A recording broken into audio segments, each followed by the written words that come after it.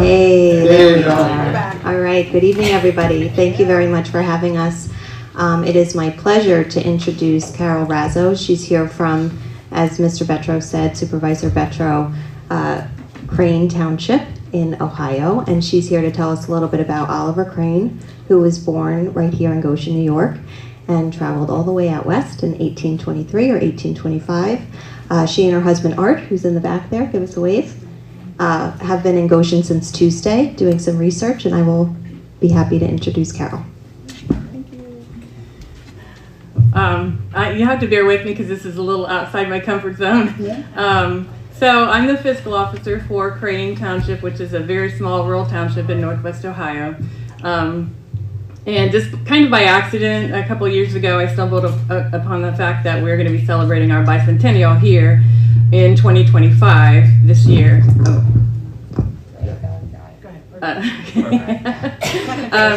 So this year we're celebrating our bicentennial, and leading up to this, we knew that our township was named for Oliver Crane, but no one really locally knew any more about him besides his name. So it kind of caused us to do some more research on him, and so I wanted to share with you some of the stuff that we found out about him. So he was born here in Goshen in 1791 about. He lived here until 1823, and then he traveled west with his family, his wife, and 3 young children to Northwest Ohio. And that journey would have been well over 600 miles. And at a time when there are very few roads, and the roads that did exist were rutted and rudimentary, it likely took them several months to get there to Northwest Ohio. So they arrived in Northwest Ohio on the banks of the Maumee River. So if you can imagine, in a dugout canoe with all of your worldly possessions and your wife and your 3 young children, paddling on a canoe is how they arrived in Northwest Ohio in 1823. Then in 1825, Crane Township was established and named for Oliver Crane. There was another nearby settlement called Cranesville that was named for him as well that no longer exists. So, it leads me to believe he was probably very prominent in the community back then. And so I think the thing that surprised me the most about all the research is that regardless, in spite of the fact that it took him so much effort to get to Northwest Ohio and then to found a township and a settlement, in spite of all of that effort, he didn't stay very long. So he was only in Northwest Ohio till about I think 1831, so about 7 or 8 years. Then he went further west to Elkhart County, Indiana, and so that journey would have been about 100 miles. So I like to think it was maybe a little bit easier because it's flat, the terrain's flat, there's no mountains to contend with, it was a shorter distance. But while he was in Crane Township, his family obviously grew quite a bit, and so this time he was traveling with his wife and 8 children, so it would have been probably a little more difficult in that respect. So then when he got to Elkhart County, Indiana, immediately he began being involved in the community again, and so he is given credit for naming the town of Goshen, Indiana, after his hometown, his beloved hometown of Goshen, New York. So our 3 communities have this connection, Goshen, New York, Goshen, Indiana, and Crane Township in Ohio, by one man who lived 200 years ago, which we think is fascinating, and we just wanted to share all of that with you, and also give an invite to, if anybody wants to come out, Northwest Ohio. I have a save the date thing that I'll send to you guys so you'll have the dates and stuff, but we're celebrating our bicentennial on August 16th. It's going to be like an outdoor in a park. We have a very small park in our town. We're very rural, so our township only has 1,500 residents, so we're very rural, and it's farm ground. So, but there's an outside park, and that park has a lot of history in it, so we're going to celebrate it there outside. So we just wanted to share all that with you, and that's all the information I have, unless anybody has any questions.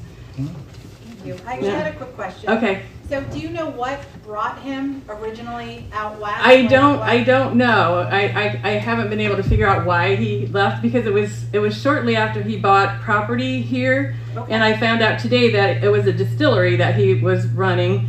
And then, he bought that property, which made you think that he was going to stay for a while, and then suddenly, he left. So I don't really know why he left. Yeah. Or maybe the temperance committee ran him out of town. Well, maybe somebody else said that too. So could be. So no, I haven't figured that part out yet. So, but we're in town. I figured out. We found his parents' grave in Webb Cemetery. We were able to find that. There's no headstone for him. We haven't been able to find where he's buried. He had 2 wives and none of his children or even his grandchildren. We couldn't find any headstones. So when I visited Goshen, Indiana, they thought perhaps maybe there was a schoolhouse that was built, and they thought maybe it might have been built over, the family cemetery, but they didn't know for sure. We haven't been able to find any gravestones for any of them. So, all right. Thank you so All right. much. Thank you so much.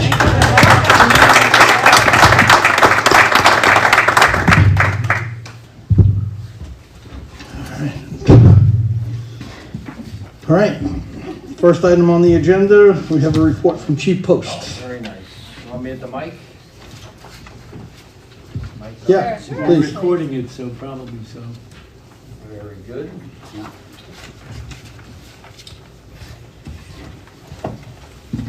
You want to go first? Believe it or not, we get a lot of calls for Goshen, Indiana. We really do. Goshen, Indiana, Goshen, Connecticut. Sometimes it takes a while till we realize, you calling Goshen, New York? Really, emails, calls. Hello, town board. Hello, Chief. Hello. Chief. I came tonight to address the board about the state of the police department a little bit, personnel issues. I think I'm going to talk generically. I don't think we need to go into executive session for this. Cut me off if I'm wrong. But I want to talk. I don't know what you're going to say. I'm going to talk about. You can speak in general. If you want to speak about somebody in particular, then we must go into executive session. Okay. Good night. I'm just going to talk about a little bit of our makeup in the PD. I believe we're a little bit top heavy now with experienced officers. We have a big gap between our top 4 guys who, that's why I'm here. I want to talk about each officer going over 20 years, if not close to it, but they're all either over 20. I got 1 retiring. I got 1 today. I guess I can't mention names. I went on a call with him. He slipped and fell on ice. We could have lost him just like that today. So I wanted to bring up the fact I have 4 guys over 20 with 0 incentive to stay beyond that monetarily, other than their love for the chief. They really don't have a reason to stay money-wise. They don't get increments. The next senior guy down the list after those 4, that's 4 out of 9. The next guy down the list has maybe 2 years on. So we got a big gap I want to talk about. I can name their names. Yeah, I mean, as long as it's not anything personal that, is derogatory or a problem with any of them, if you're just talking about time and things like that, yes, you can name their names. Yeah, nothing derogatory. Sergeant, well, I'll go in order. Sergeant David Ramsey shocked me a little bit, but he put his retirement papers in, and he's done. I think his last day is the end of March. He's done by April 1st. Mm-hmm. So that leaves me down to 3 guys with 20 years on. Sergeant Ed Edwards. I had these guys write up a little bio. Ed Edwards, he started in February of '05. He started as law enforcement with the New York State DEP. He went to the village of Goshen for a little bit. Couple of years. Some career highlights: Town of Goshen PD Officer of the Year, 2011. He got a life-saving award in 2010. He got exceptional police duty in 2010.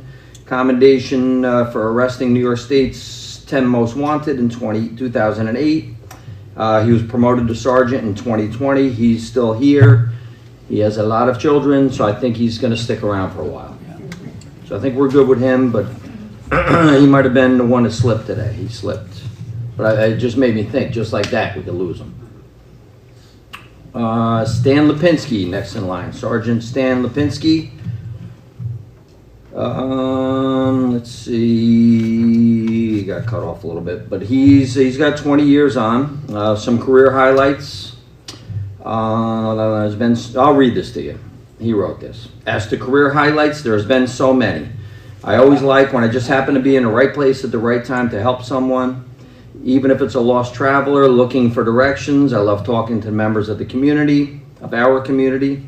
and being there to assist in any way I can, even if it's just listening to them vent. My favorite part about being a police officer in Goshen is community relations. I love being a part of National Night Out, Trunk or Treat, and all the other community programs. Retirement for me is near, but I'm not going anywhere anytime soon because my youngest daughter just got her braces and still has 2 years left at Burke Catholic High School. So we got him locked in for a few years. Until I turn in my retirement papers, I will continue to work hard and be there to assist the citizens and businesses in the town of Goshen to the best of my ability. Stan Lipinski. Luke Markevich, born and raised in Goshen, Goshen High School. Started 2005, January 10th, 2005, so he's over 20. He worked for NYPD before coming to the town of Goshen. Nothing big or major in his career highlights that he spoke about. He prides himself in doing the little things extremely well, and I could add anything I wanted to. But future plans, continue to give back to the community he was born and raised in so that this town can grow and flourish. So that's what I wanted to bring to the attention of the board. I'm pretty top heavy, and there's a big gap down to, my next guy's got 2 years on. And that's it as far as the point I wanted to make about that. Okay. That's it for that, unless you have any questions. So what do you think we could do about that? Well, I plan on asking for a special meeting of the board. However, we got to work it. We being me and the sergeants, have discussed the future of the PD. We have a nice 9-page presentation to show you. So I don't really want to discuss it now, but Yeah, well, we have that I'd like to study meet- also, correct, right? The Yeah. study that came in. We have a study. We had DCJS, New York State DCJS. We commissioned a study, an audit study from them, and it's a pretty detailed study. I'll forward it to all the board members for them to read it and review it and see what they think. Mhm. And we'll meet with you separately or in executive session. We'll discuss the future. Okay. Sounds good. All right, that's it. That's Thanks, it Chief. for that. Appreciate it. You want me to stick around for the? You got two The more. hires, yeah. Yep, you got 2 more items. All right, next item on the agenda is to review and approve the hiring of part-time police officer Jason Lewis at an hourly rate of $35 an hour. Jason's coming in at step 4. We are fortunate that he's coming from the New York State Police, something that we've done a lot of in the past, and then we had a dry spell there that we had no state police retiring, but we were able to pull this one out. Myself and the chief convinced him to come on board. Mostly the supervisor, but I've been asking him. It took a while. He retired in July last year, so it took a while for him to want to come back to work. Yep. So he'll be a big addition. Any of the board members have any questions on that or comments? No? So can I have a motion to approve the hiring of part-time police officer Jason Lewis? So moved. Second? All in favor? Aye. You don't need a roll call for that, do you? Okay. Next item on the agenda is review and approve the hiring of part-time police officer Stuart Lloyd at an hourly rate of $32. He's coming in at step 2. I believe he is transferring from Montgomery, or is a part-timer in Montgomery? He's a certified police officer. He currently works in town of Montgomery, village of Maybrook. He bought a house in the town of Goshen recently. He'd like to be here, work here. We started his background. Both of these hires are contingent on the backgrounds. Mm-hmm. I don't see any problems with their backgrounds, but we have to do a background investigation. It takes a while. Okay. So it's common to hire somebody pending the background. Right. And they both know the deal.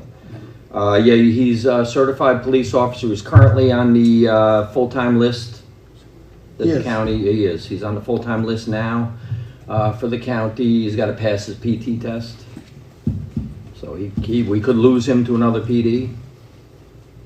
Would he be Anytime. would he be considered for the replacement of a sergeant right now? He could be. We've got to see how he does. Okay.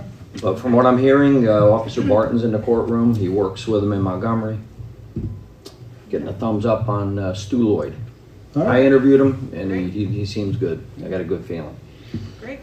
And I spoke to his mother. It's always a good She thing. said, yep. She said, She said, anything please you take them need." off my hands, right? She said, He's a nice boy. Any comments from the board? pretty much. No, we're delighted. Can I have a motion to approve the hiring of part-time police officer Stuart Lloyd? So moved. Second? Second. Okay, all in favor? Aye. Thank you, chief.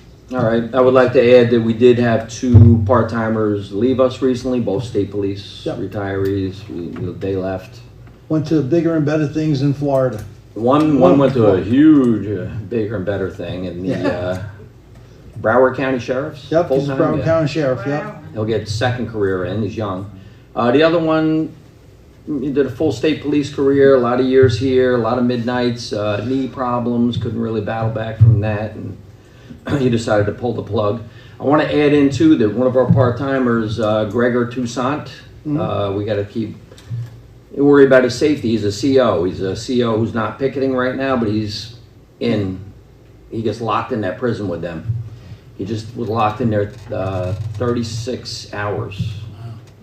They let him out. They said, go home, shower, shave, and come on back. So It's mandatory, right? You can't. man, he's mandated. Yep. So he was supposed to work, I think it was tomorrow night, and we lost, Wow. he's, who knows when he's coming, when he gets out of there. Well, let's hope that thing is over pretty soon. I hope so. All right, anything All else, right, chief? I That's have it? nothing else unless you have questions for me. I don't. Nope. All right, thank you. Thank you, Thank you. chief. Next item on the agenda is the presentation by Jewish Family Services of Orange County. Need a big- So just to preempt, they were with us a week and a half ago, right? Came in to see us and talk Yes. about the program. I asked Bonnie to come in also because she's been doing a lot of referrals to them. This is something I think is beneficial to a lot of us in Goshen. Thank you so much, and thank you so much, Supervisor Betro. We're really happy to be here to present our program and just share with you that we've been supporting neighbors in the town of Goshen. Can you just introduce yourself? I'm sorry. Absolutely. Paula Blumenau. I'm the Community Outreach Coordinator and Volunteer Engagement. And I'm Nikki Boncini. I'm the Executive Director at JFS. Okay. So JFS partners with the Office for the Aging to supply and provide support for seniors over 60 throughout Orange County with specific services. Transportation to medical appointments, grocery shopping support, and visits and phone calls through our Senior Independence Program. We partner currently with 7 municipalities throughout Orange County: Blooming Grove, Chester, Cornwall, Montgomery, Newburgh, Wallkill, and the town of Warwick. We've been successfully doing this for 15 years, and we look forward to supporting, continuing to support seniors and getting more seniors involved in our program, whether it be through volunteering, but also to make sure that our seniors are supported with the services that they need.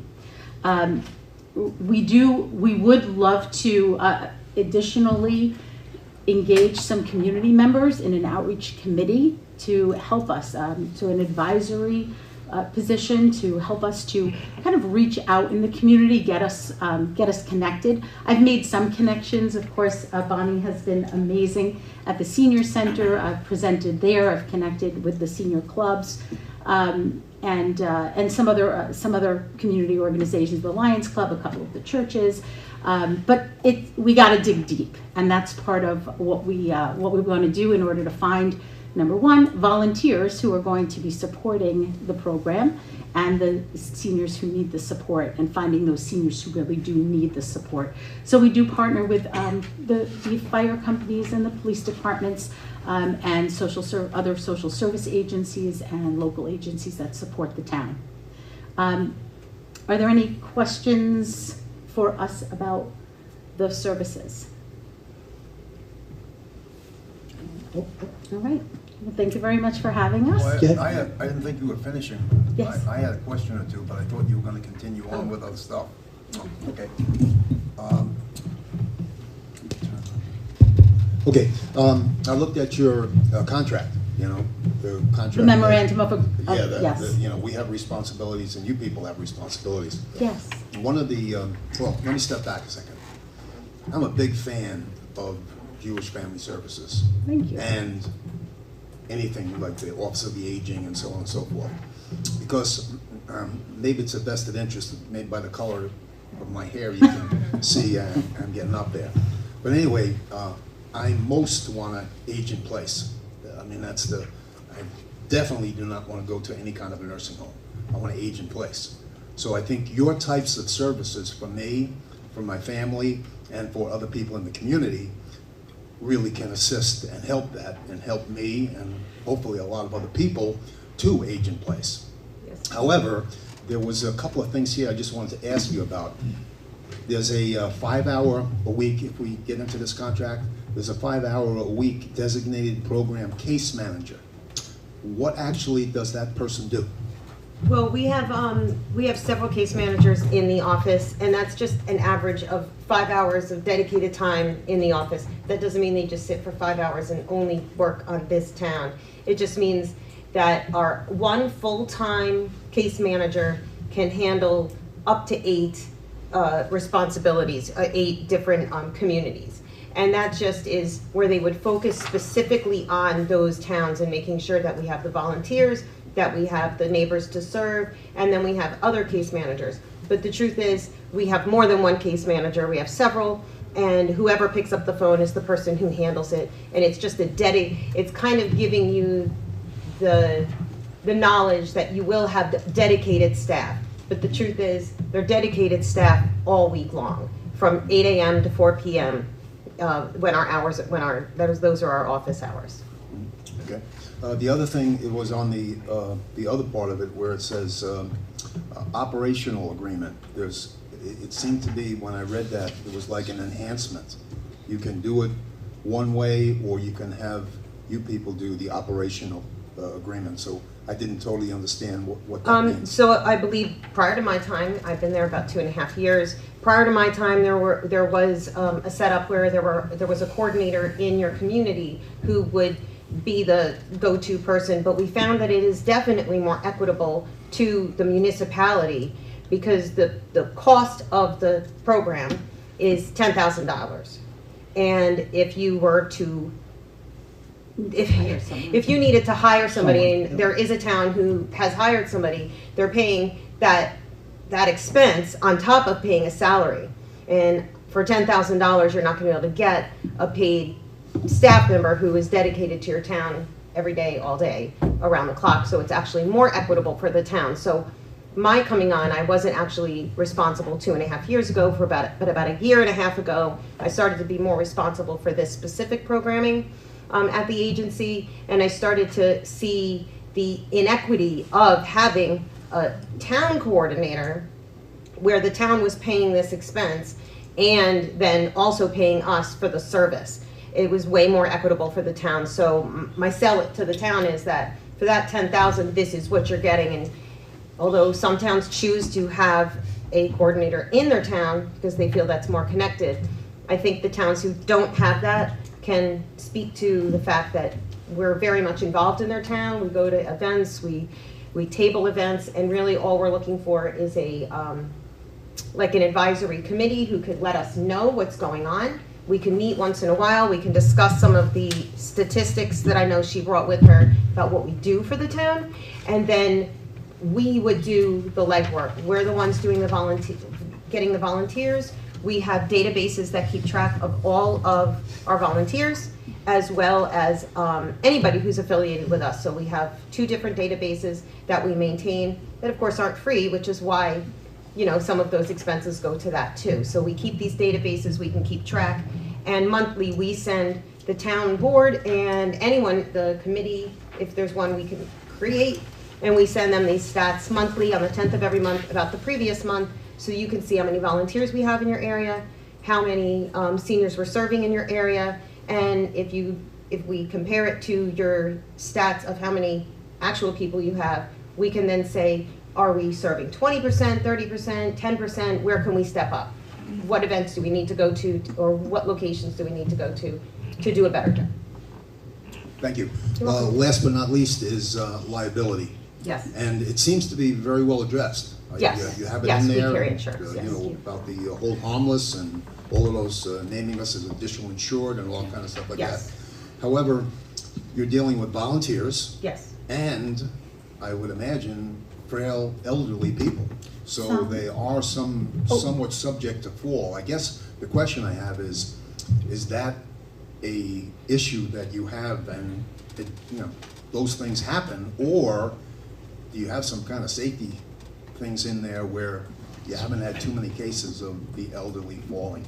I can answer that question. So our volunteers are trained to kind of act, what to do in an act now situation.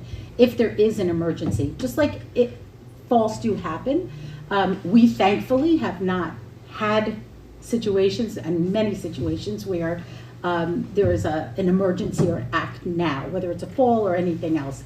And those things can happen whether they're in the house or they're outside of the home.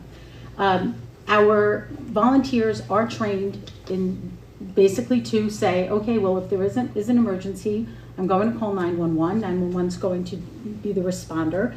We're going to be that secondary call, obviously, because we're coordinators and we're in our office, and there's not much we can do in that emergency with that volunteer, but to wait for emergency responders to come, and then contact us, make sure that we get in touch with the emergency contact person for that neighbor, because every neighbor on our roll has an emergency contact person. So should an emergency happen. From a liability standpoint, that's why we have our umbrella policy in place. So I hope that answers your question. And what's great about having our volunteers is the relationships that they end up forming with our neighbors that they're serving. And a lot of phone calls happen. So it's, hi, how are you? How are you feeling? How's your day? And many times if a volunteer or if we don't hear from a person that we hear from often or they see often, we first keep trying and calling, and we'll call their emergency backup person, right? But if we are concerned, we call the police and say, can you please do a wellness check? I can tell you that we've had wellness checks that have turned out very positive, and the person laughs and thinks it's funny that, sorry, I was taking a nap. But we've also had wellness checks where, it's a very good thing we went, because the person no one had contact with for days. And it was very good that we had that volunteer who did the extra step of, look, I'm so used to talking to her every other day and I haven't talked to her in days. We need a follow-up. And we call the police, and every time that we've called the police, they've been very responsive in just making sure that we do these wellness checks. Thank you. Thank you. And just one other thing, Councilman Lyons, you mentioned aging in place, and we know that when our neighbors, especially local people, are supported by neighbors that are part of their town, we get to know each other, right? And there's that ongoing connection. Our volunteers who are providing grocery shopping are providing grocery shopping to the same person on a weekly basis. Our transportation, if you're helping somebody, you live in Goshen and you're helping somebody get where they need to go, it's likely going to be somebody from your town. We try to do that for logistically, just to keep it the short distances. But it also helps us maintain those relationships so that we can hear what's going on. Every volunteer reports on a daily what they do. So if a volunteer is helping a neighbor get to the doctor for a planned treatment, and they're coming home and the volunteer has a question, is concerned, right, about this neighbor, whether it's a memory issue or a balance, something's a little off, they'll call us and let us know what's going on so that we can do an additional wellness check. Every neighbor, and you mentioned the frail, elderly, not everybody on our program, we're 60 and above. I'm turning 60 this year, and if I had a surgery and I needed to get to a physical therapy appointment on a regular basis, I'm not elderly, and I wouldn't consider myself elderly and frail. So not everybody on our program is elderly and frail, but they do need to go through a home safety check, and meet with us so that we can make sure that they can self-ambulate in and out of a car, in and out of a building. And if those things start to decline, which we know eventually that will happen, we're already in place to make the next step, which is our other programs, which in each of you have received a packet. So in that has all of our programs listed. So we're at that first step, that first level of support with our Senior Independence Program, just what you said, keeping our neighbors in their own homes, keeping them in their towns, and then as they age in place, we're going to provide the supports that are needed. One other question, which I think you probably can, because I really don't know, is the meals. The meal, they call it Meals on Wheels, right? Yes. That's through the Office of the Aging, right? Yes. And do you articulate with them to help that? So our volunteers are part of the same program. If they're over 55, they're part of the RSVP program or volunteer corps. So that's our senior corps of volunteers, and that does go through the Office for the Aging. So our volunteers who are over 55 are eligible for mileage through Office for the Aging through that RSVP program. RSVP runs the meal delivery program. Many of our volunteers are their volunteers. They start with us, they go over there because they have some extra time. They can do, a shift of meal delivery. Yeah, and our volunteers will also, go to a food pantry, pick up food and deliver it. Yeah. So we try to address food insecurity. We also, at our agency, if you look at our the packets that you guys received earlier, we have other programs that we run, so we can connect people to different things as we see them needed. So we start with an intake and we get all the information we can. The second thing we do after that is a home visit. And then we decide how we're going to address this person. They don't always just need our transportation. Sometimes they're getting transportation and therapy. They're getting, transportation and shopping. There's a variety of things.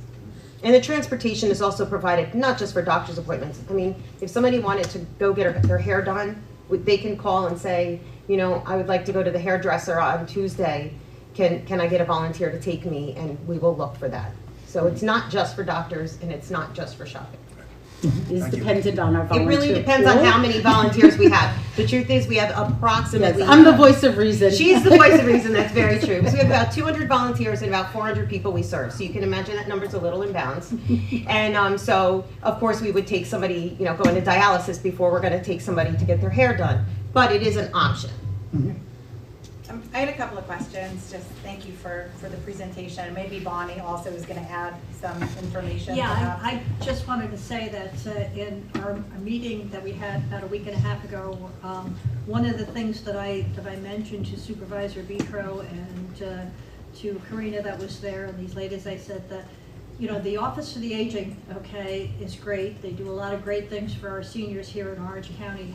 However, I think they are grossly understaffed because in the past 3 years, I stopped making referrals, to them because people would call me, and if it was outside of the scope of my job, I would refer it to them, and then they would call back a week later and said, I called twice, and they took my name and number, and somebody was supposed to call me back, and nobody did, So for the past, as I said, at least 3 years, I have, referred the seniors when they call, whether it be Goshen seniors or not seniors from Indiana, but from Orange County, to the Jewish Family Services, and have received calls back saying, thank you so much, I called so many people and nobody could give me an answer, nobody could help me, but I'm got my help now and thanked me for referring them to that. That was great. I have two other questions. So on your leaflet here with the agreement, it says, perform intakes, home assessments on all appropriate neighbors requesting services unless operational agreement is made between JFS and the town. What does that mean, the operational agreement? Well, what that means is, as I said earlier, historically there were towns that chose to have a coordinator in their town, so it wasn't somebody in our office. So we provide the intake. Okay. We provide the home visit. But there have been towns historically that now we're going to be down in a few months, we're going to be down to only one out of this list that has a coordinator in their town. So Okay. that person does the intake and that person does the That was. home visit. Okay. But we prefer it that way, and I think it's more financially equitable that we do it. Sure, no, I just had that question, so. Anything else? Bill? I'm good, thank you. Thank you. Thank you, ladies. Very nice presentation. Thank you so much. Thank you very much. Yeah. So just I want to let the board know that it's a $10,000 fee, but $5,000 of it is going to be coming from a grant that we get from the legislature. So the total cost to the town would be $5,000. I think it's something that we need to do. I think it's well spent money. Oh, great. Need a So motion? I do. I'll make the motion that we enter into an agreement with Jewish Family Services. I'll second the motion. Need a roll call? Yes, please. Yeah. And can we add to the motion, Attorney Brady didn't get to look this over yet? Okay. So if he needs to look it over. Right. Yep. approval time. Subject to. Subject to. Thank you. Yeah. We'll do the roll call. Councilmember Gallo? Aye. Councilmember Florio? Aye. Councilmember Lyons? Aye. Councilmember Cantorino? Aye. Supervisor Petra? Aye. Congratulations, ladies. Thank you so very much. much. Thank you. We Thank look you. forward to working with you. Thank you. Thanks again.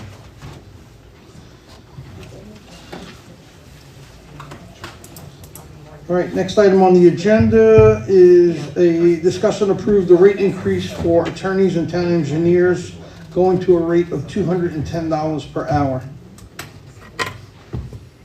I got a letter from Kelly, received a verbal from Sean, and another verbal from Attorney Brady, as well as Attorney Remetta. So this is something that, you know, I guess back in the day, when the way Attorney Norton has said it is they were somewhere in this vicinity, and then they worked an agreement out to get all three boards, and they lowered the price for all three boards. So I did some checking around the county, and that's well within the range that everybody else is paying their consultants. Agreed. Any questions? No, Nope. I think it's in order. Agreed. Can I have a motion to approve the rate increase for all attorneys and engineers? So moved. Second, Second? roll call? Yep. Yep. Councilmember Cantorino? Aye. Councilmember Lyons? Aye. Councilmember Florio? Aye. Councilmember Gallo? Aye. Supervisor Petra? Aye. Next item on the agenda is review and approve a raffle consent form for Music for Humanity.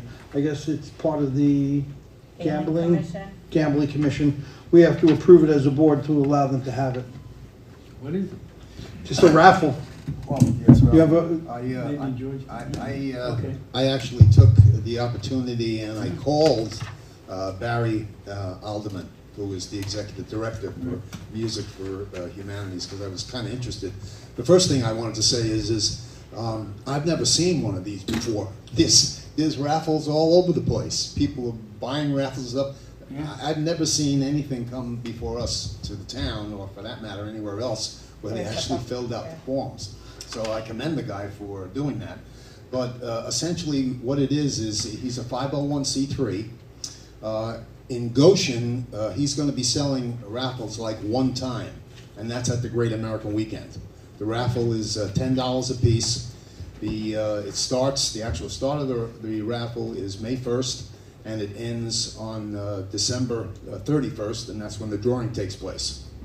So last year, this organization, because I guess they generate a bit of money, he told me that the music department in Goshen Central Schools received a grant for $3,000 to $4,000 for musical instruments. Nice. And they offer also scholarships for people who are going on to do music, as their major.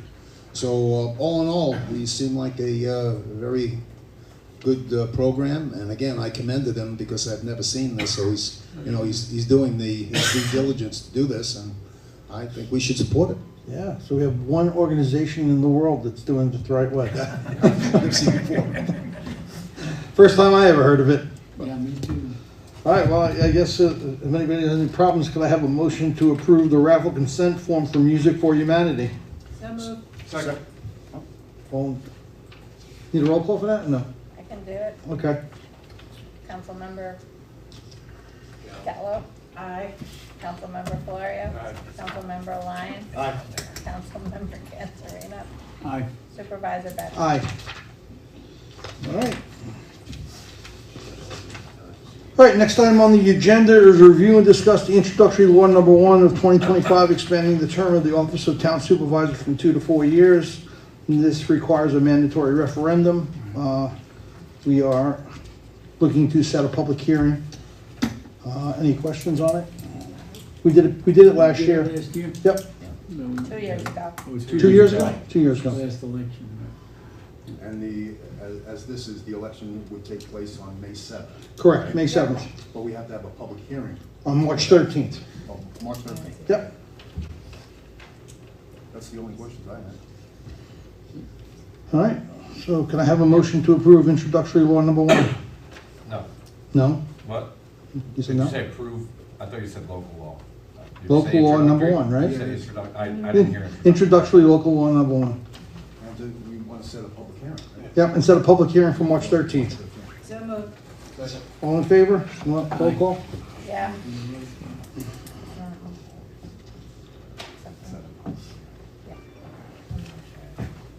Just want to Go ahead. make sure that that motion went through correctly. This is there's a discussion and then to set a motion to set a public hearing. Correct, it's not a seeker action. So, okay, I thought Yep. I heard approve. No, no. Technically not, so. Discussion, I may have said approved, did I say approved? I may have. I- Yeah. I did? Yeah. I was looking for. I didn't get my you to nap not today. say that, so I might have heard it in my own head. No, I may have said it. All right. Apologies. We'll go back and watch the video. I did, Put a right? new motion in and make sure it's right. I guess you're, Gotta get that 2-hour nap in the afternoon. I guess you're in favor of this. Yeah. That one, yeah, we doesn't vote for the other two. Just say motion to accept introductory local law. Motion to accept introductory law number 1 and set a public hearing for March 13th. So moved. Roll call. Councilmember Cantorino. Aye. Councilmember Lyons. Aye. Councilmember Florio. Aye. Councilmember Gallo. Supervisor Betts. Aye. Along those lines, review and discuss introductory law number 2 of 2025, a local law combining the duties of town clerk with tax receiver and increasing the term of office from 2 years to 4 years. So moved. Second? Second? Discussion? No? Second? We have to say. I second. Second, okay. Roll call? Set the public hearing. Well, yeah, I'm sorry, set the public hearing also for Yeah. March 13th Right. At 7 PM, at 7 PM, or soon thereafter can be heard. That's right. or whatever the lawyer Technically, said, But I know Mary knows. or soon thereafter. Yeah. That's right. Roll call, Mayor? Councilmember Gallo. Aye. Councilmember Florio. Aye. Councilmember Lyons. Aye. Councilmember Cantorino. Aye. Supervisor Betts. Aye. Review and discuss introductory law number 3 of 2025, expanding the term of the highway superintendent from 2 years to 4 years. Also setting a public hearing for March 13th on this. Any questions? Discussion? Could I have a motion to approve introductory law number 3 of Accept. 2025? Accept. You said approve again, sorry. Oh, I'm sorry. Discuss, review and discuss introductory law, okay.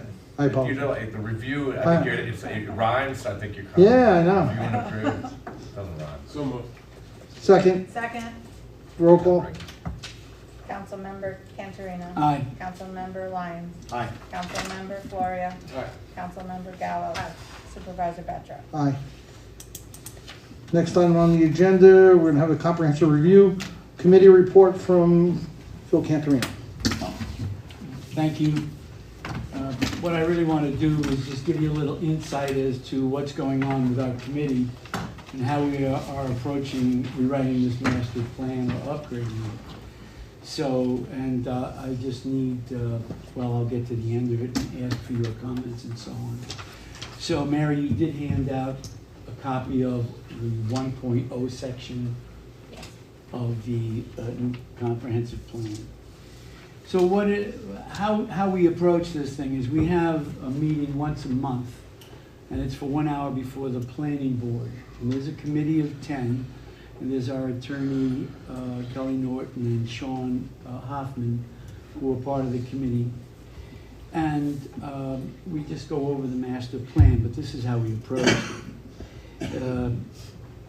The committee members, we only meet for an hour, but a lot of the information that they gather to make their opinions and recommendations, they do at home. They do a lot of research. They'll go and look at the properties or Route 17, the commercial areas and stuff like that. So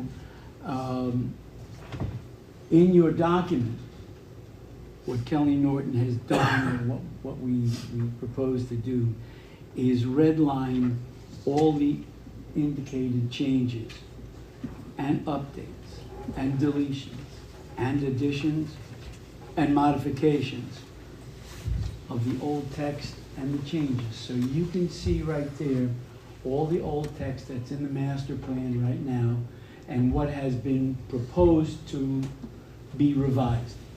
And that, once you look at that, the board looks at that, you'll send it back to us with recommendations saying, no, this is not a good idea. We can't incorporate this, rewrite it, do whatever. But this is our first draft, and at least you'll have a look at where we're going and what we're doing. So, and I'll ask you to do that, and maybe set a time limit for a couple of weeks or whatever you want to do, but On a response back to you on yes. this? Okay. Yeah. And for the most part, section 1 was just an update primarily of all the statistical data and the historical data. In other words, things haven't changed. Property lines have not changed and aquifers have not changed or whatever. It's just historical data updating as related to the new census and new information that we have, number of residents, homes, and it's a tremendous, tremendous volume of updating that we had to do in this particular master plan. So section 1 had a lot of that primarily.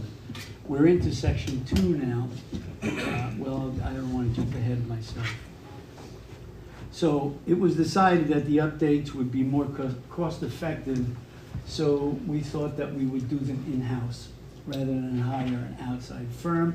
And I know I've discussed this with the board already, that Kelly and Sean would develop all the data from all the agencies and all the sources and update all the historical data. So that's what we did, and I think it's working. It was also decided early on that the committee would familiarize themselves with the current master plan when we first started, and then we would develop a strategy, which is what we did. And the committee decided that rather than discuss and make changes throughout the plan, we would take one section at a time and complete it to draft. What had originally happened is when everybody read the master plan, they read the whole 5 sections or 4 main sections of the master plan. We all got together and everybody had an opinion on every different thing. We were in section 3 and section 1, and then we went to section 4, and it just, we just pulled that up real short right at the beginning. It said, no, what we'll do is just concentrate on one section at a time, bring it to draft, even though we had discussed a lot of the other sections and made notations throughout all the discussions. So we pretty much know what we're going to talk about as we go through section 2, 3, and 4. However, we wanted to get this finished document to you so we could start the process. Great. Once you give it back to us, once you make all the corrections, then that first section will go to press as part of our master plan. Okay, so on section 2, we are reviewing section 2 once again. We had a lot of input and information in our general discussions when we first started. But now, it's like herding cats, believe it or not. We have pulled everybody back down, and now we're going through section 2, paragraph by paragraph. Of course, a lot of section 2 will depend on the traffic study and the water study. So what we're doing is we're jumping over those portions that need study data and we're just finalizing what we can. So now we're in section 2, and we'll move along a lot faster. We also have accelerated our meeting program as far as it was once a month for an hour. So since August, really, as of meetings, we've only had 7 hours to do this. And it's a tremendous volume of work. So now we're going to have it every 2 weeks, an hour before the planning board to see if that's enough. And it should be, but we knew this would take time. So that being said, I'm going to ask the board to review the documents, make any modifications, recommendations, or opinions as they see fit, and then return the drafts to me or whatever, and then I'll redistribute it, we'll discuss it amongst our board, and then make additional recommendations based on what you think. So if it comes through as is, I wouldn't be unhappy to revisit. So your next meeting would be what, next Thursday?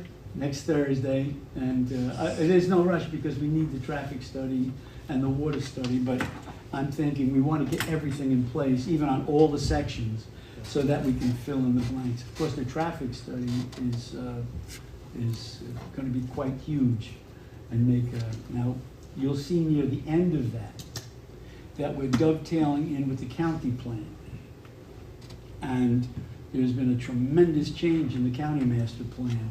You'll see all the crossouts there. I mean, they've revised their whole approach toward this master plan.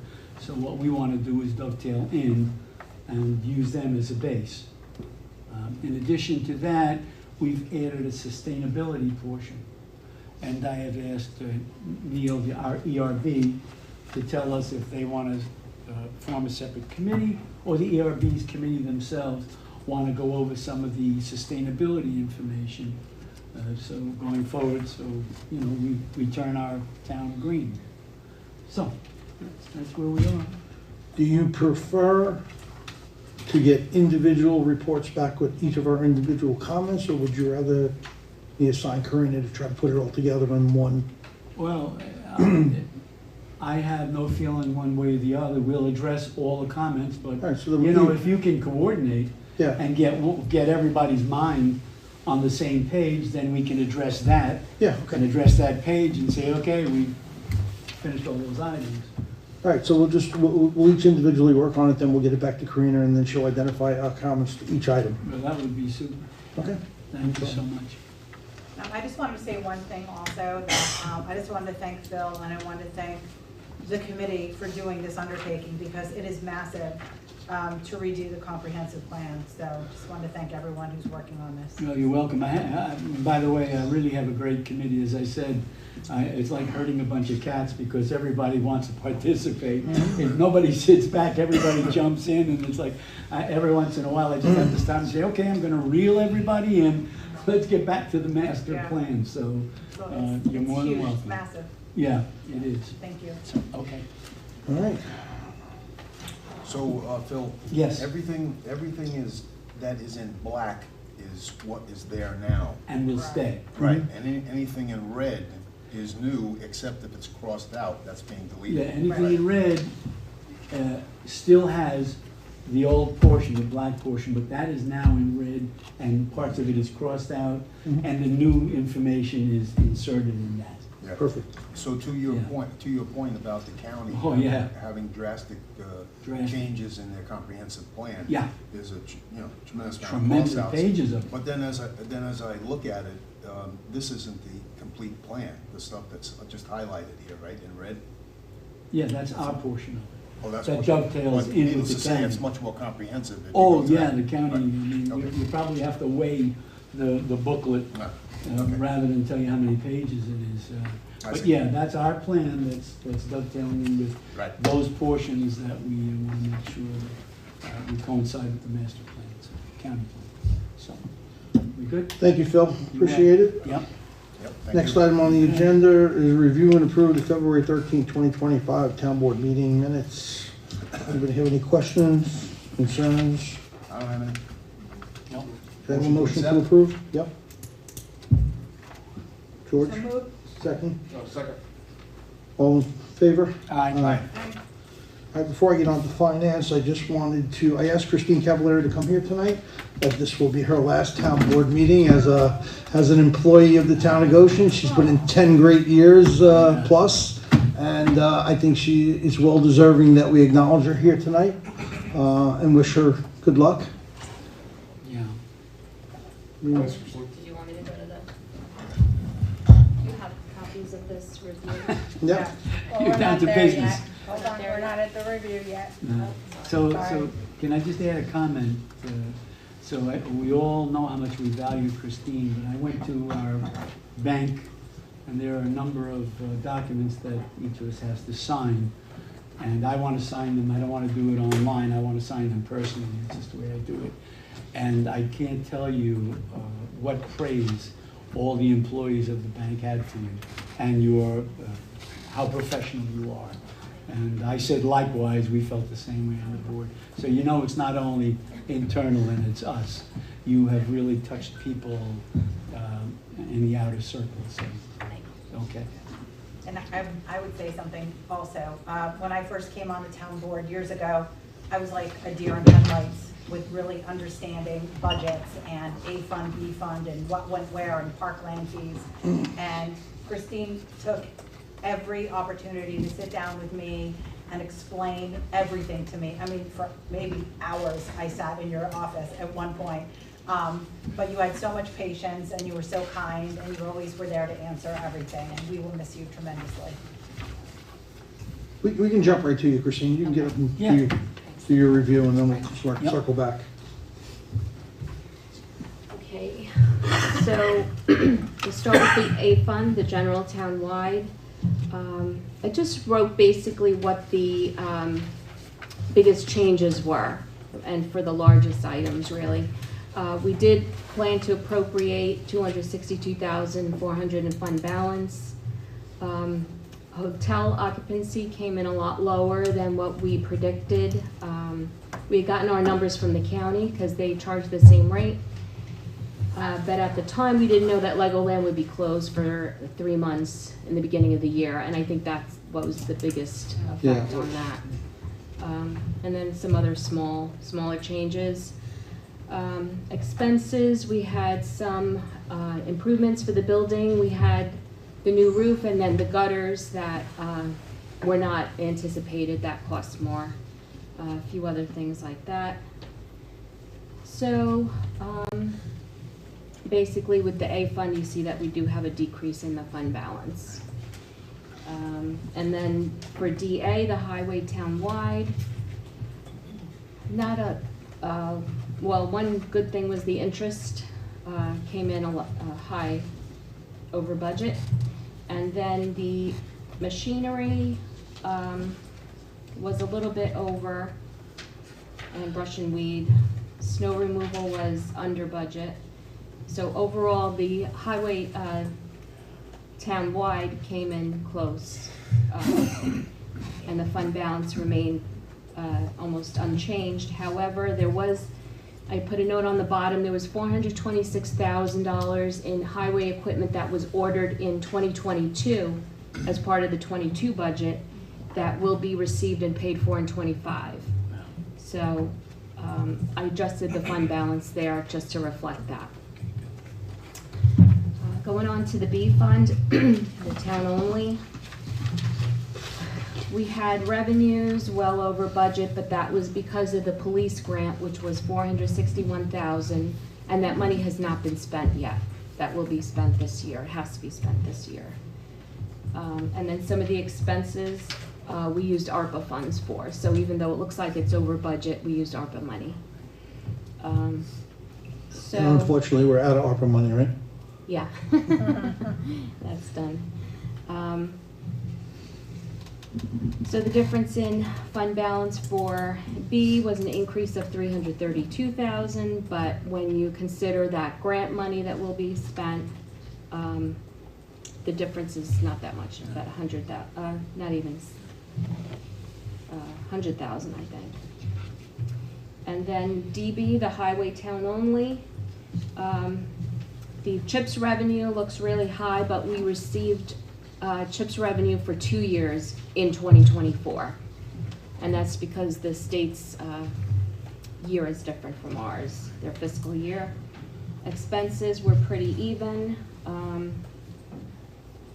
So the fund balance is a pretty true number there for the DB fund. Even though we see a big increase, it's because of the revenue that we got 2 years worth in 1 year. And that money, we only get reimbursed after we spend it. Mhm. So, and that's it, and that's just a history of the fund balances. Any questions? No? Thank you, Christine. I just wanted to say a few words. Sure, yeah. Thank you, Christine. So when I first came on board, I think you were referred to as a internal auditor. Right. And Bill Standish was in the position treasurer as you were. So I saw you up there, but I don't even know if I ever spoke to you. You came and go and kind of quiet and stuff like that, but I knew it was a pirate service. Then, of course, when you came on full-time, I tell you, you've been absolutely fantastic. No disrespect to any of our employees that we have now, but I think you're one individual that's going to be very, very hard to replace. And that's why I asked you, are you going to be available by phone or so that we can contact you in case we run into any kind of difficulty or problem? And of course, you said yes. So I wish you the best. How much you gonna pay her? Yeah, and I hope you, as you said, one of the things that you're doing is spending time with your children and your grandchildren. So I wish you perfect health and enjoy your time with your grandchildren. Thank you. Thank you. I'm gonna wait till you get bored so you come back part-time. We have time. All right. Discuss and approve a motion to authorize the supervisor to pay accounts payable in the amount of $281,140.31. So moved. Second? Second. All in favor? Aye. Review and approve a request from the budget officer to make a budget transfer in A and B funds to consolidate the telephone, internet, cell phone budgets into central communications. So moved. Second? All in favor? Aye. Review and approve a 2024 budget transfer as requested by the budget officer. There's a memo here she sent off to us. Any questions on that? Can I have a motion to approve? Yeah, so moved. Second. All in favor? Aye. Review and approve the request by budget officer to transfer a balance of ARPA funds for the police department, UTV, and the interest in the amount of $29,112.44. So moved. Second. All in favor? Aye. Review and approve a manual AP run of 12/31/24 in the amount of $18,046.98. So moved. Second? All in favor? Aye. Review and approve manual AP runs as of 1/31/25 in the amount of $432,518.04. So moved. Second, all in favor? Aye. And Christine just went over her AP review and the 24 annual review. All right. Privilege of the floor. Don't fight to get up first. Hi, I'm Mark Buckheit. How are you? Good, Mark. Good. So, Mark, you gotta go. I gotta go to the point. Yeah. Okay. Your voice is loud enough, Okay. for sure, but. I'm Mark Buckheit, longtime Now town it's resident. fire. So, 4 months ago, we had an historic election in this country. We had a billionaire that lived in a penthouse in Manhattan, elected president by a lot of guys with shotguns in their trucks. And there were a couple of things on the agenda. You could not have had two diametrically opposed views like we had. We had a couple things on the agenda. What's our place in the world in our relations with foreign countries? What is our immigration situation going to look like? And I think the relevant topic tonight is, what is the size of government going to be going forward? The American people overwhelmingly in a landslide voted that they wanted smaller government, they wanted more honest government, and they do not want to see temples built to government. This thing is worth the price that I pay for it. This little magazine here that comes free to all of us that subscribe for it. I am at a loss for words to understand why we think we need to build a new town hall when we have an historic building here that, like a lot of historic buildings, probably needs a little updating, a little work. We've got plenty of room out at other locations like at the DPW to build additional storage facilities and things like that. And I think people didn't get the memo of what the American people want, which is they want smaller government. They don't want temples built to government. The idea that we should be buying the old house out there next to Burke, that's something that ought to go back on the tax rolls. We got a problem here in Goshen already. More than half of our property is not on the tax rolls. Now that's not on the tax rolls now because it's owned by the Archdiocese. But I know for certain that there's private sector interest in buying that property to convert it to something that would go on the tax rolls. We've got a wonderful building here that, like all buildings, you know, Thomas Jefferson ripped down and rebuilt parts of Monticello several times in his lifetime to correct the mistakes he made. There were some mistakes made in construction of this building. It's a little bit outdated in some spots. But you're talking about an absolutely huge project to go out there, buy this property, remediate it, take it off the tax rolls, and to build something that we can very easily accommodate in this wonderful facility here and expand a little bit out at the site on Police Drive. That's what I'm here to say. I think it's a big waste of money, and it's completely contrary to everything we heard from the American people in the last general election. They want less government. They want smaller government. They don't want big government. We don't need more space. We don't need a new town hall. Thank you. Thank you. Thank you. Thank you.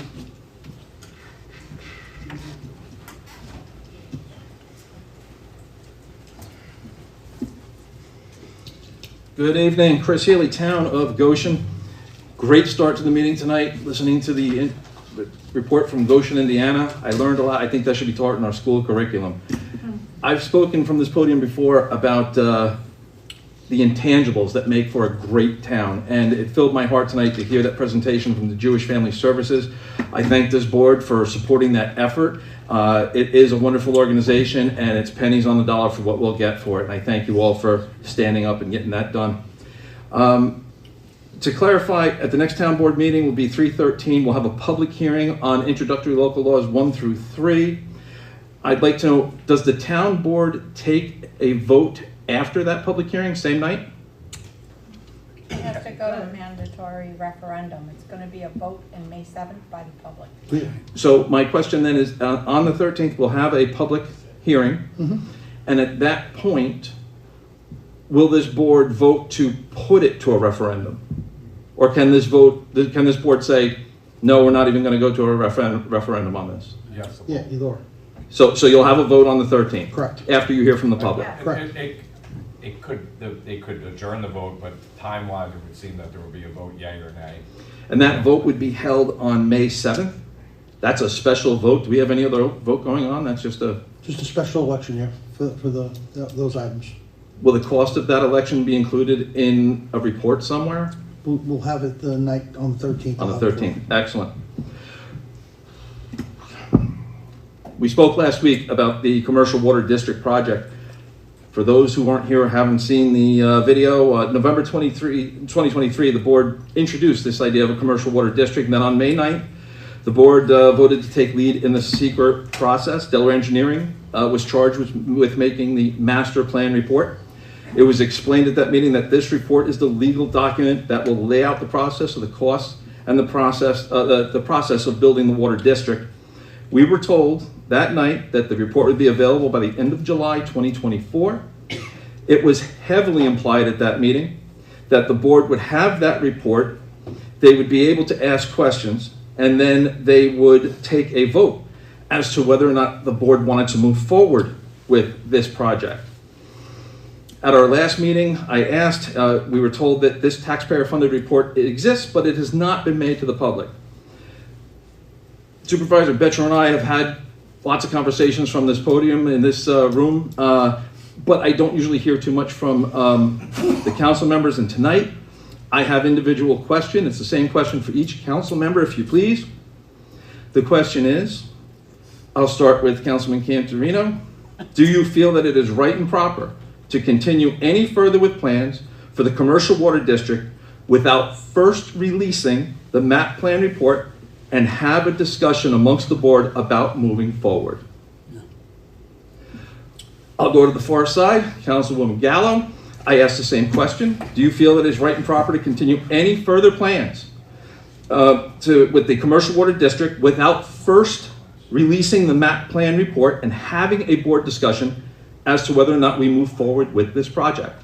Yes, I think we have been doing the discussions, and once we have it finalized, it would be made to all the public, correct? Again, I think we were told that we'd have this report made available to the public July 2024. I wasn't on the board then, so I really can't speak to that, Well, just to understand, the answer to the question is, no, I don't think we should move forward until we get all that. Yeah, agree. I know you, okay, because you had mentioned, said yes. Yeah, to something. no, I meant, I just But don't that's- want to of confuse. course, I think it's a, But that's all we're doing right now. We're waiting for that report to come through. So we're not moving forward on anything until the report comes through. Are you suggesting that I should call Delaware and say, stop doing the work, we're not paying you anymore until we have this done? Supervisor Betro, I think what I'm saying is that we're talking about now purchasing a sewage water treatment plant. Now, I mean, we've moved on to the sewer side of it already, where we haven't even had a discussion about the water part of it, unless you have had the discussion and the public just hasn't been a part of it.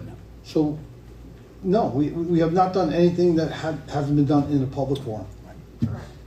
No special meetings, no behind-the-scene meetings, no emails back and forth saying, what do you want, what do you don't want? It's just a long, drawn-out process. So when we started this, it was strictly to take over the Amy's Kitchen lines so that we could further the district to 6.5 Station Road. The county is going to be out of water. We have some development that's going on that is requiring water. The wastewater treatment plant came in after the fact. Never did I say we're buying it.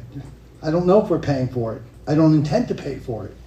So as a And I did hear that whether we purchase it or procure it, it's still a 60-year-old plant that has not been updated. And the New York State Department of Health has said they were planning on running lines, water and sewer into Middletown rather than fix that plant. So that's a big red flag for me to say, hey, if the state didn't want it, why does the town? But I understand it helps move along water I'll give you the district. reasoning that DASNY has. They're just not in a position to be in the wastewater treatment facility business.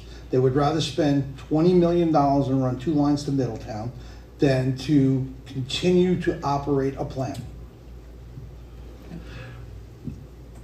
Do we have any, and I'll just finish the question. Councilman Florio, Councilman Lyons, do you think we should continue with this project until we hear this report? Oh, I want to see the report. And Councilman Florio? You have to see the report. See the report. But it's going to come. And thank you, and It's that's. a long, drawn-out process, like Joe said. Yeah, I mean, but Chris, I understand your frustration. It's not like we're doing anything other than waiting for the report. We're sitting here waiting for the report also. I mean, Mr. Supervisor, we were told this report would be ready 8 months ago, July 2024. what do you think the report's going to say? It's a Well, map plan and review of everybody that's in the district and what the cost is going to be to each of those individuals. That's the only thing that you're going to see. Well, that's a pretty big part of it. And from that night, May 9th in 2024, that we had the discussion, Councilman Lyon and Cantorino had some great questions for Mike from Delaware Engineering, but he couldn't answer them because he didn't have the report. And I understand that, but those questions concern me, and I think we definitely want answers to those. Absolutely. And also, we are, at last count, I know we were at about $66,000 into this from the general fund. I don't think Delaware Engineering is doing this work for free, nor should they. No. Do we keep paying them? Well, how do we get the process done if we don't pay them? Do we have a current amount that has been paid? Christine, you know what it is? I think it's in the $60,000 range. Yeah, and I thought the board had approved a certain amount to spend this much Yeah. on Yeah, this. it was a phase-based approval. Yes, I But- believe so. I understand your frustration, and I am frustrated also, okay? And we're working towards getting what we need to get done. It's not as simple as just putting numbers on paper. It's finding who's gonna be in the district grows on a daily basis. We just heard from BOCES that they're gonna be out of water. They'd like to join the district. These are all things that are, as we move the district along, are coming into play, which require maybe bigger lines, which require, do we have enough water from Middletown, negotiating with Middletown. I still haven't negotiated, we've negotiated with Amy's Kitchen, but we haven't closed on this yet, because we haven't formed the district yet. So there's requirements that have to be done. One, the district has to be formed. So initially, when we started this, we looked at doing the entire district, everything, map plan, get it all done. We came back and sat down with Delaware Engineering, and we hired an attorney. Well, we haven't hired him. We spoke to an attorney out of Albany who said, these are the things that you have to do. I'm waiting on a proposal from him on what he thinks it's gonna cost. But what he said is don't form the entire large district, because you're not even ready pipe-wise. Form the district with just the entities that are gonna connect to Amy's Kitchen, which is Science of the Soul, Amy's Kitchen, and there's a parcel, Verhaeghe parcel. Those three are gonna be in the district initially. Once the district is formed, you can service everybody that comes on board at a district until you add them to the district. So that's what kind of held up the map plan and not moving forward with that, is getting the district formed is top priority right now. I know this answer will be in the report, but maybe you know it already. Last week we spoke of, I'm sorry, last meeting we spoke of every property in the district would be required to hook up to this municipal water source. Every commercial product in the district. Now you say commercial, but there are all these parcels of property that are in that blue shading area, which has changed from the beginning. As you said, we just added BOCES. I just saw that. That was new. But I'm saying that... I didn't say we added BOCES. I said they contacted us. They have an issue. They'd like to join the district, is what I said. Okay. When you say every commercial property, the properties within that district, some of that district is in the industrial zone, some of that district is highway commercial. Some of it is just is commercial, but some of it is residential. Some of it is, there's a church in that district. There is more than that, and I am saying that, do we know yet if everything in the blue shaded is going to be required to get hooked up? I put a request out to every commercial client in that area. I've asked them for letters of support or non-support. I've gotten 12 back so far. Everyone are fully supported. So I'm working towards getting everything so that I can, show it to the town and to the residents that we have a commercial district with commercial users that want this water and sewer. And they pay a lot of money, the commercial side pays a lot of money. The other thing I'm preparing for the residents, for the board, is the ability to look at all of the commercial properties in that zone and all of the commercial properties down to 17A industrial corridor. Look at what the taxation to the district is, both the school, the town, the highway, the county, and then take all of those out as if they didn't exist and show you what your taxes would be like, just to show you that there is a need for diverse commercial and industrial in the town. It's a very big project. I understand that. You've been speaking to the commercial end of it. I've been speaking to some of the private people that own properties that I just happen to know in that area. Mm-hmm. I am telling you that there is a lot of unrest and uneasiness about this district because people simply don't know what it's going to mean to them. Sure, I got you. I would suggest that the report become available sooner than later, or perhaps the board would like to parse some information to the residents and the parcel owners in that district to let them know we're working on it and we're not going to put you off your properties. We're not going to price you out of your properties because people just don't know. Mm-hmm. Chris, I'd also say definitely recommend to please have them come to these meetings if there's any concerns. I feel that if they could also hear from the board, perhaps that would also make them feel better, or if they tuned into, or live stream, they could always, see that as well. When we were at Hamiltonian Park, we came to a lot of these board meetings when the board helped us with concerns that we had, and I can tell you that they might feel better if they came to a meeting, or at least, listened in. That meeting was the one we had in, I think it was December, very good meeting. A lot of folks showed up, Yeah. a lot of questions asked and answered. It was a very long meeting. On that point, and I'd asked this once before, and again, it'd be in the report, but we've consolidated the 4 water districts into the one consolidated water district. does that water district have anything to do with this commercial water district? That is to say, is anybody in the consolidated district going to have to pay for the commercial district? The district will be formed, the cost will be banned, the district will operate separately until we want to consolidate it. At the point when the district the funding for that district is being paid by the district and there's an excess, I'd like to consolidate the district because that would help every resident in this town lower their cost for water and sewer. But not until we know, and that commercial district is self-sustained with That's the key. self-sustained with additional money, additional revenue. Self-sustained. Correct. And that's We would really- not combine that That's the district. breaking point right there. Is Yeah. It has to be self-sustained. Correct. If we form a small commercial district and there aren't enough people or the cost is too prohibitive to sustain it, then it's not going to work. And that information would be parsed from the map plan report. Correct. Yeah. And so Yeah. it's been a while. We were told July 2024. I understand there's a delay, but Yeah. for all the work that the Delaware Engineering does for the town, I will call them tomorrow. I will ask them if they can get this map plan wherever they are to me as soon as possible, and I will share it with everybody at the next meeting. sure I'll have appreciate it. copies. Right, but I want to be clear on this, Chris. The district will be separate and distinct from the residential district that we have, and it will not be combined until there's excess revenue after supporting the debt of the commercial district that would help lower the cost for Hambletonian Park, Heritage, and Arcadia, and the two new districts coming in. And again, lots and lots of talk, but Yes. as Councilman Cantorino said, that report lays it out for us. The sooner we can get it, the better. Absolutely. Thank you very much. Sue? Mary, while she's up here, would you mind sending Phil Dropkin's letter to Neil at the ERB, the one that he got from the Greenberg Township wall? Oh, yeah. You still have a copy of that? I don't know, because we switched our emails over to Microsoft 365, so I don't have access right now to anything before December, I'm sorry. But I'll find Okay, it. I'm sorry to interrupt. But we are getting backed up access, right? They are I loading. am, yeah, they're okay. working on it, they're just gonna take a Okay, little I bit. may have a hard copy of it, but, okay, Okay. thank you. Sorry. That's okay. I just, while it No was problem. an issue, I want to make sure we got it. I was wondering what's going on with the Altury landfill as far as the MS4, and in particular, if we got the, I think it's called the Schedule B, signed when they came in front of the planning board to allow access.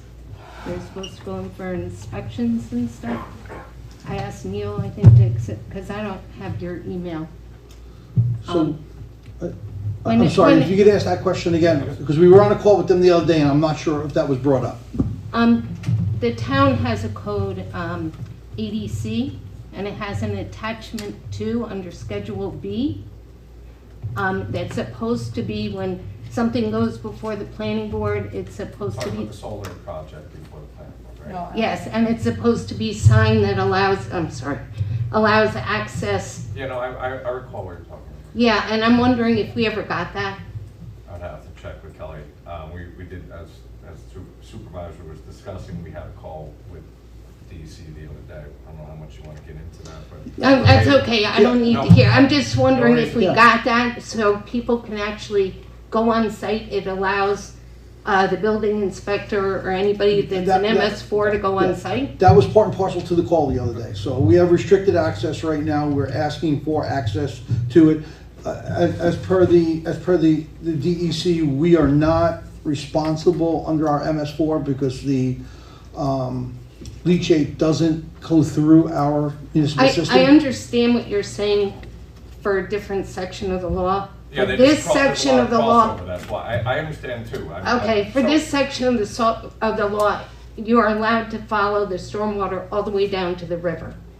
Or whoever inspects it, I mean, can follow it all the way down. But it has to be, it's supposed to be signed. I'm wondering if we got this, I became Signed- aware of it, sorry. No, that's I'm okay. trying to piece, because I did talk to Neil after the last meeting, and I was waiting this call, and we got basically to those areas, but not specific of that. We were trying to find out the other ways that it was posed to us of how one would either be responsible for access. Right. And if responsible, how do we do it, right? So I don't have a complete answer for you. This is the closest I've been to getting to that, but I don't have a complete answer. And in all honesty, it's not your responsibility to make sure this is signed. It's the planning board's, but You asked me, it came to me, so I'm giving you an honest response. planning board's not gonna talk to anybody that goes in front of them, so unfortunately you get stuck. So I get it. But I really think it's very important to have these documents signed so that so that the town can actually go through and inspect stormwater facilities. It's part of your job. No, I understand what you're And saying. this is not about the DEC. This is your code. Well, I'm going to jump in on this one. Yeah, You have a healthy command of the code. I'd like to believe I have as healthy a command of it. We I think you disagree when we get to past like first and second layers, right? And it's not an inability to read the code or your legal acumen. You pick up on a lot of things. So just give me some time with it. I'm trying to figure out. Fair enough. All right. But Okay. I have no problem with suggestions. It's an angle that you see that I don't always see. So That's fair. The other thing is when Rory does make a determination on this, most municipalities do have people that are stormwater and MS4 that are dedicated to it. I think the average price probably is between 100 and 150,000 is what they pay individuals because they've gone through the training, they know what they're looking at, and there are requirements that you have to go through. It's something that this town has been, it's not fair really to dump this all on Frank. It really isn't. And that I'm talking. seems like you're dumping it on me. So. No, well, you're the legal, but it's a lot of work, and sooner or later it's going to catch up to you. It caught up to us already, and we're being reactive. We're putting a tremendous amount of pressure on Region 3, so much so that the director was on the call for the first 40 minutes. She had all her department heads on it. We are now speaking on a regular basis. Listen, I don't want the town to take it over. I don't think the town should have to take it over. But there's going to be a day when they just hand the keys to somebody and somebody's going to be responsible. So I'm preparing the town, if that becomes us, that it's going to be ready to, and it's going to be clean and there's going to be no leachate there. And they're going to gas up that methane and they're going to fire it up. So that's where we are. They've taken 300,000 gallons of leachate out. Yeah, but that's nothing. Well, it is, but the issue that they have, and I agree with them, Sue, is they need to cover that cap first. Because every time They it already rains. finished covering it. What's that? They finished covering it.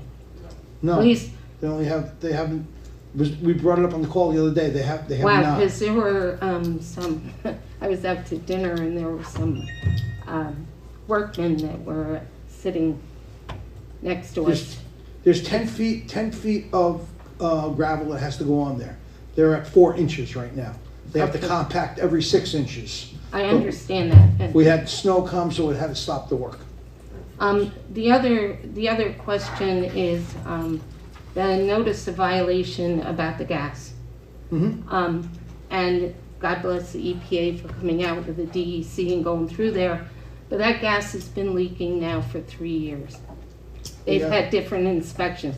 Running machinery out there before that gas is fit, when it's explosive, to me it's just plain stupid. And I really think that this town, if they cared about the people more than the landfill, would put a stop work order until that's fixed. We don't have the right to put a stop work order. I don't know if I buy that, Well, but that's me. But we went over it the other day, so. It's a hazard. Listen, I agree with you, let's just say I got my guinea up on the call because I was ticked that we did not have that notice of violation. Frank didn't have it, I didn't have it, we didn't know anything about it. So we got it now, we're reacting to it, and they're trying to fire up that system over there to get that flare going. But they gotta take some more leachate out of there. there's broken, there's broken gas pipes. I- They can fire that flare up till it's blue.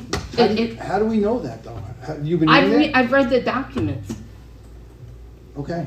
So anyway, but Don't you, I think they're trying to get it done. I do. it's been like this for at least 3 years. 3 years. Is it getting worse? Probably, but 3 years it's been leaking. Don't you think if they were gonna fix it, they would have fixed it? I have to assume that they're gonna fix it now. I have to assume that they're getting, like I said. They we're had all- a consent order to fix it and they never did, so. Where'd you see the documents? Where are they from?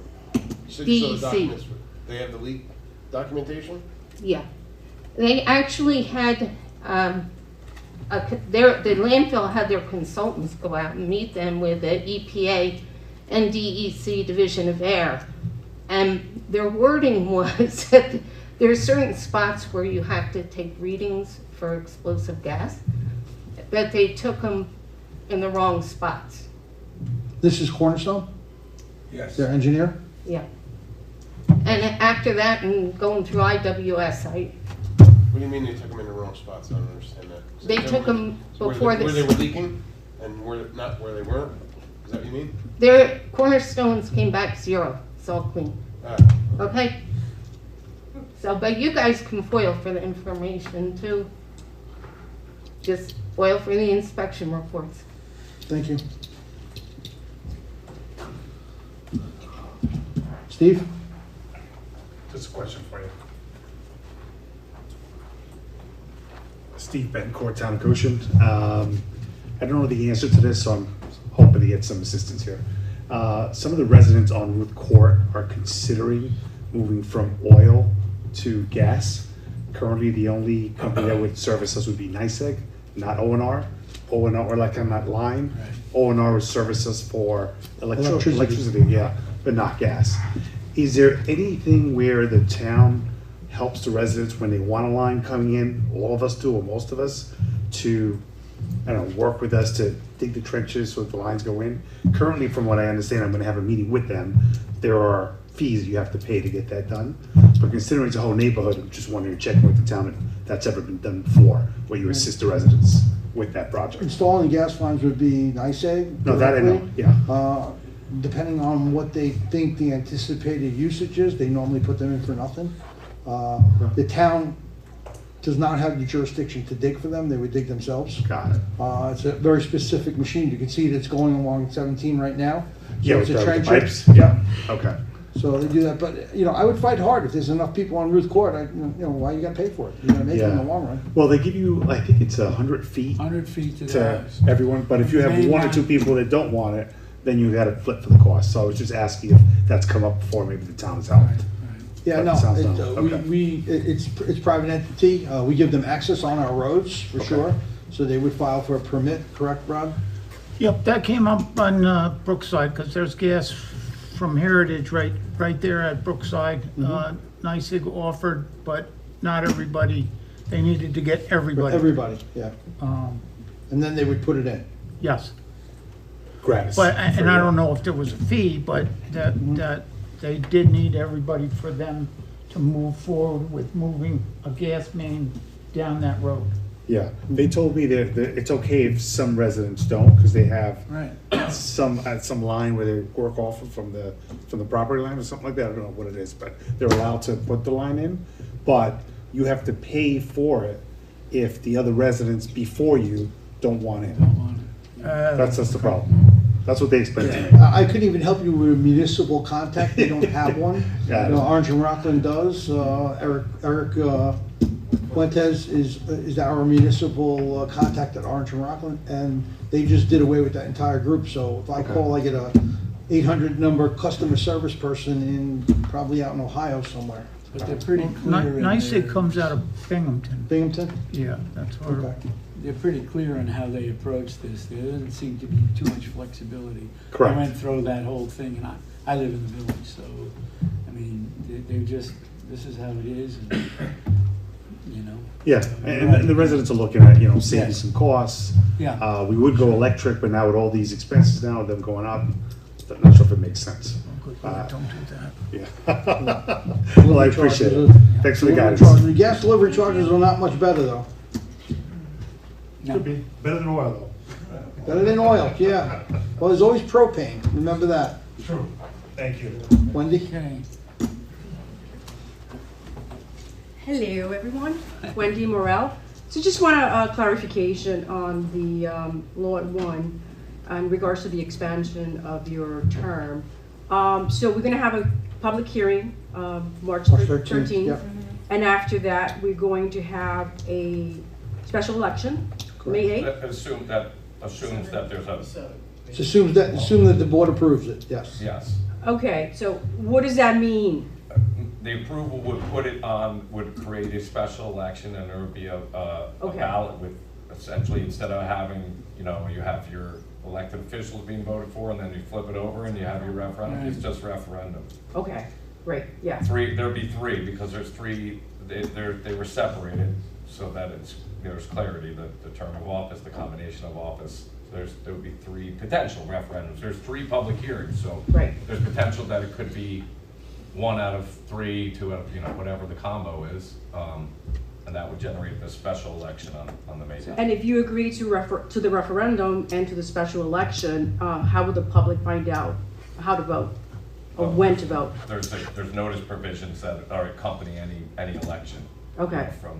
They're a little more stringent than basic public notice, so it would go in the paper, it would go out to the.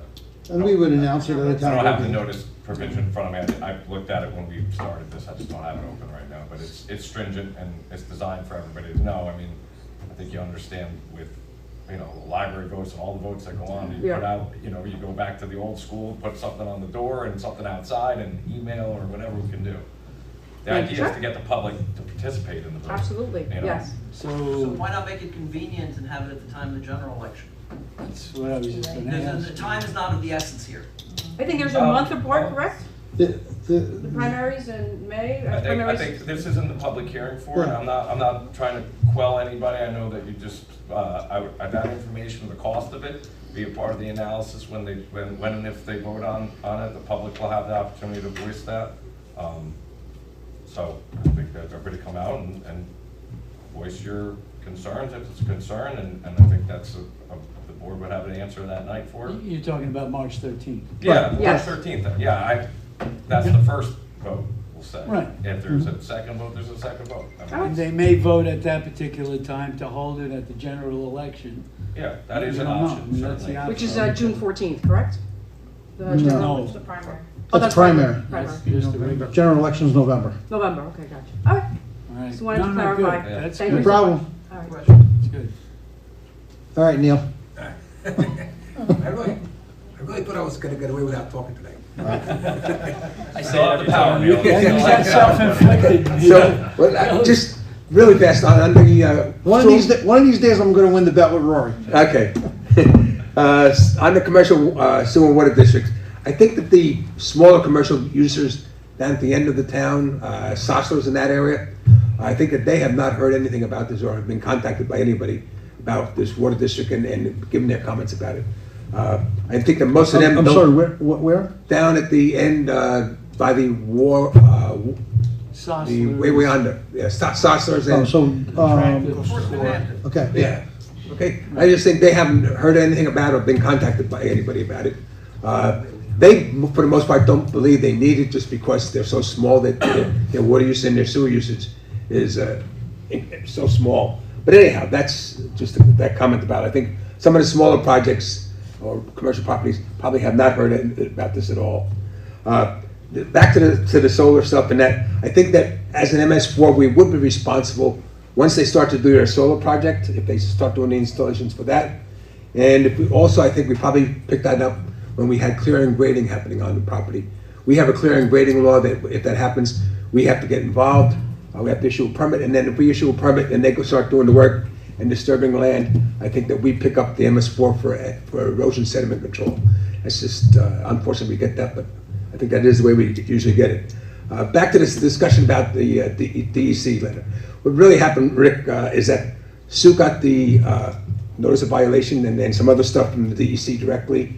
she got scared when she saw that they noticed on there that there were spots identified by the DEC, by their people, and I know Joe knows it, that the gases on there were at the 100% of the lower explosion level, meaning that is the level at which now these gases can explode. Yeah. So it was scary. You know. Yeah, I know, and I wasn't sure if Rick knew how it got there. I can just confirm that they acknowledged that they did not send us the letter, Yeah. apologized, and so. And they should have. Yeah, so. There's no doubt they Not should like have. we're sitting on like. No, I know you didn't, and then I was very aware, and Yes. hence Sue gave that to me and said, you gotta take this in, and I thought of Frank, because Frank might very well be up there doing inspections, and I didn't want anybody getting hurt up there, so I did bring it in, and I also sent it over to, I actually sent it to Tony, or brought it over to Tony, and I spoke to Tony Laspinero about it also, just to give him a heads up for his guys going out there. So that's how it got. 5 minutes after I got the letter from Frank, I was on the phone with you. I figured you would be. I think we're concerned, but that's how it got there. And there was no accusation at all. Listen, I'm thankful that she got it. I'm thankful that it came to her. I agree. You never would have I known. didn't think it was an accusation. I just don't want it sitting out there that we were sitting on this letter. No, I think the public needs to know too that was you were not sitting on it. Thank you. And I think shame on the DEC. Yeah, that's a tough one. Tough one to overlook. Thank you. Sue, come on up.